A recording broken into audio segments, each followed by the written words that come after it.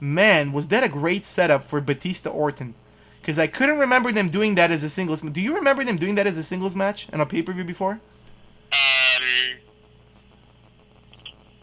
Not on a pay-per-view. I don't think so because they were on different brands almost the entire time. And back in the day when they were with Evolution, I don't think they ended up fighting on pay per view ever.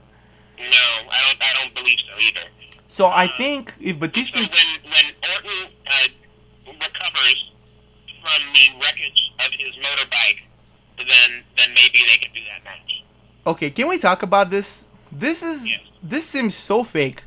I'm sorry to say it, but there's absolutely His no. broken collarbone? The whole motorcycle accident just seems completely made up. I mean, there is absolutely no note of it in any local police department.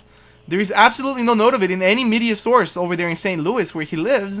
And I mean, he's a star. He's a star in that city at least. People know who he is. He's not an A-lister or anything like that. But you know, he's pretty popular. You're telling me there have been no media reports on this? There are absolutely none media reports, not one. And what's even stranger is, and this is coming straight up from Dave Meltzer's Wrestling Observer newsletter. He checked with every police, police unit or police district in the area. Not single one of them had a note of the accident. They said it never happened. We never got contacted, at least. I'm glad that somebody looked into that. I guess that kind of disproves the story that he magically got up after this motorcycle crash, and then the police officers came and asked him who was involved in the accident, and he said, "Oh, it was me." Right? Yeah, absolutely. That's because that's what he was going off of. And the only one district, this really small district that was nearby, did not answer the phone call. Apparently, there was no information from there, and their voicemail was full. So God knows what kind of district that is if the police has a full voicemail. But That is very suspicious. yeah, that's that's what the conclusion was in that newsletter as well. That it seems very, very suspicious. But you know, we're not saying anything because you never know. If it really is the case, we just wish Randy a speedy recovery, one way or another. But it seems to me that he started talking too early. And, he started saying too early that he's ready to return, this and that, 1 or 2 weeks. And originally he was supposed to be out 6 months, and it's been only 3. You think he failed another drug test? Oh, God, you went there, didn't you? Yeah, it's possible. I'll be honest. I think it's possible. But I don't know. I mean, he's recovering. He can have a reason for it, and they can hide it. I don't know. I don't want to go there. I really don't. But, yeah, best of luck, Randy. Hope you come back soon. And then Randy and Batista, that will make sense, especially if Batista is a face. That's what I was thinking. Right. So it'll be interesting to see what happens there. But that led to the main event of the evening, and I can't tell you, when Edge's music played, and he came out, those facial expressions, once again, my God, the guy was like having an orgasm that he's about to get in the cell and get killed. Just the sight of the cell made him so happy and so psychotically sick. It was just amazing. And I've been telling people, and I think I mentioned this to you too, Trevor, that this guy had to have watched The Dark Knight like 80 times because Heath Ledger is an inspiration to him. Yeah, well, I have not seen The Dark Knight, but I have to give Edge his due. Absolutely. You have to go see it, by the way. But, yeah, the way Edge has been is just, I can't even describe it. And the way, every single second of this match, the way his facial expression did not change or just, responded in this sadistical way just scared me. Like, I can't, I'm sitting there watching it and I'm just freaking out because how is he doing this? That's not what I'm used to when I watch a Hell in a Cell or some crazy match. I'm just, used to the typical, usual wrestling lingo of, oh, this hurts, and like pain and happiness when it's all over and all that. And all this hurts. All this hurts. That's the headline. But, wow. And the match itself, folks, I mean, unbelievable. This was definitely match of the year candidate for me. I don't know if you agree with me. I think it's definitely a match of the year candidate for this company, probably. Right, yeah, just for WWE. Just for WWE. Yeah, I would agree with you.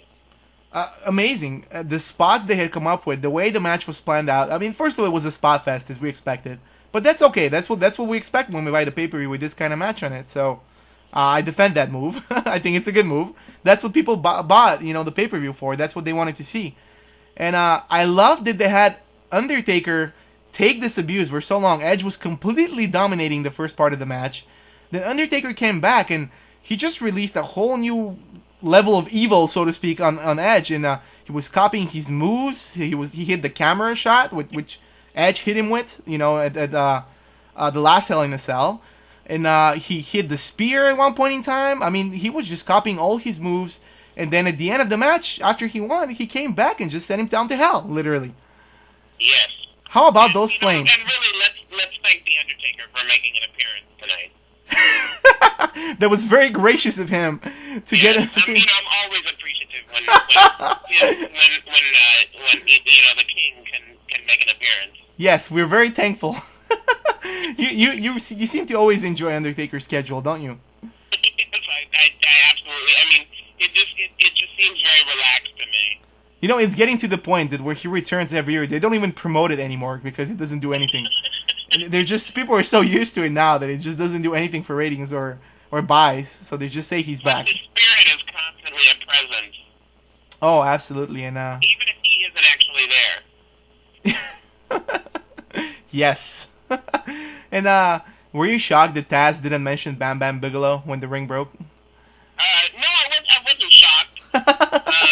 Because that wouldn't really mean anything to a lot of the people who. No, it wouldn't. It wouldn't mean a damn thing. Right. I mean, Bam Bam, to give him his due, was a star in WWE at one point. Yeah, he was. He was. As well as just about everywhere else. But who remembers him? Who's still watching today? Honestly. Not a lot of people. Not a lot of people, and I'm sure Cody Rhodes and Ted DiBiase don't. So if you ask them, they weren't even born in the. Is that what they're gonna say? They weren't even around in the '90s. Oh gosh. Anyways, I thought it was the perfect end to a perfect show. Well, let's not call it perfect, but very good show. And the Hell in a Cell, which is great. At one point in time, I don't want to ruin it if you haven't seen it. I want to make sure you buy the pay-per-view again. I'm kind of working for WWE here, but they broke the cage, they broke a table, they broke two tables. There was a spot with two tables. Oh, they were just. Say that it was very suspenseful. It was absolutely suspenseful. It was off the hook. It was better than The Condemned. And that's what I thought was the strength about this match is that every time they do it, and they don't even do it that often, but every time they do it, you have to kind of come up with something that's going to surprise somebody. Especially given the fact that they've already done the big spots. Right. They did the big spots in the first one, in the second one, but but I think they were really successful at doing that. But I do have to say one thing though. I don't think that every Hell in a Cell match I've seen has been good. Oh no, God no, no. I would definitely not say that. Right. Because a certain. There have been awful ones, and then don't get me started. There was an awful Kennel in a Cell match. Do you remember that? What was it? Kennel in a Cell. Camel in a Cell? Kimmel in a Cell? Oh God. This was like '99. No, don't remind me of that. What? No, don't remind me of that. Yeah, they had dogs in the cage. That was horrible. That was ridiculous.